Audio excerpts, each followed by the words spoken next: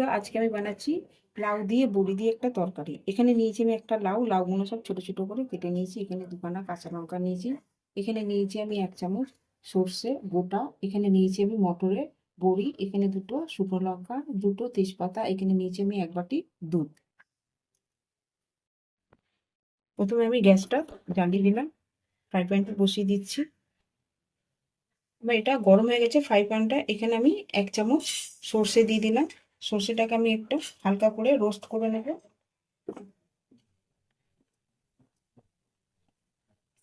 যতক্ষণ এটা একটা গন্ধ বেরোচ্ছে না।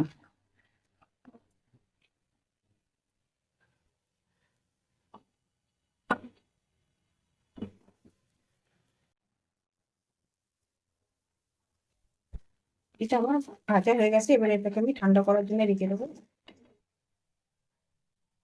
এবার আমি এতেই তেলটা দিয়ে দিচ্ছি। এখানে আমি 1 চামচ, বড় চামচে 1 চামচ তেল নিয়ে নেব।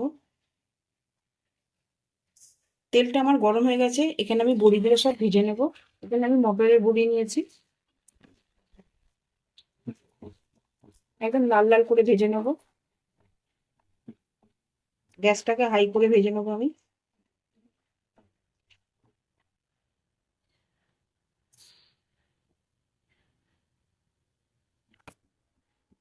বড়িটা আমার ভাজা হয়ে গেছে। এবার আমি বড়িটা তুলে নেব।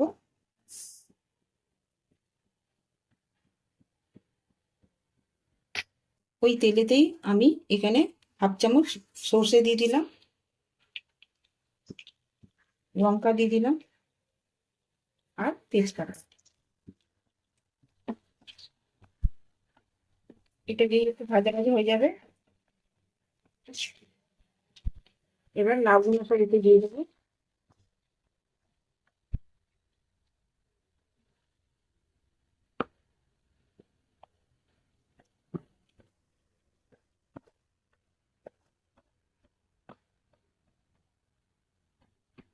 এটাকে ভালো করে একটু নাড়াচাড়া করে এটাকে ঢাকনা দিয়ে দেবো।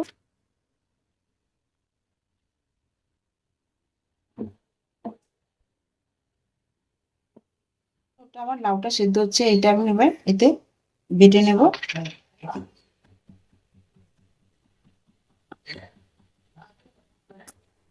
ঢাকনাটা খুলে দেখে নেব। এবং হাফ সেদ্ধ হয়ে গেছে। এখানে এবার বড়িগুলো দিয়ে দেবো, বড়ি আর কাঁচা লঙ্কা। এবার এটাকে ভালো করে আমি এবার নাড়াচাড়া করবো।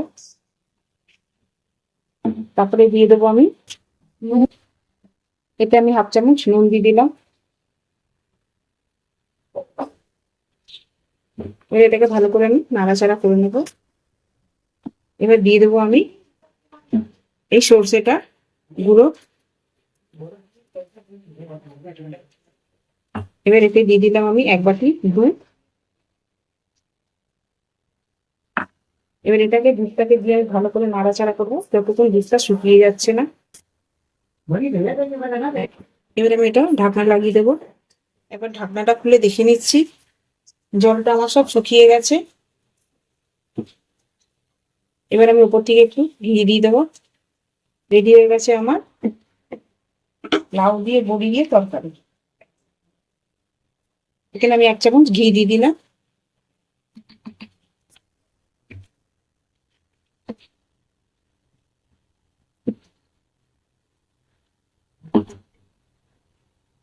রেডি হয়ে গেছে আমার লাউয়ের তরকারি। আপনারা বাড়িতে রেসিপিটা ট্রাই করে দেখবেন। আমার ভিডিওটা যদি আপনাদের ভালো লাগে, লাইক করবেন, শেয়ার করবেন, সাবস্ক্রাইব করবেন। নেক্সট ভিডিওতে আবার দেখা হবে।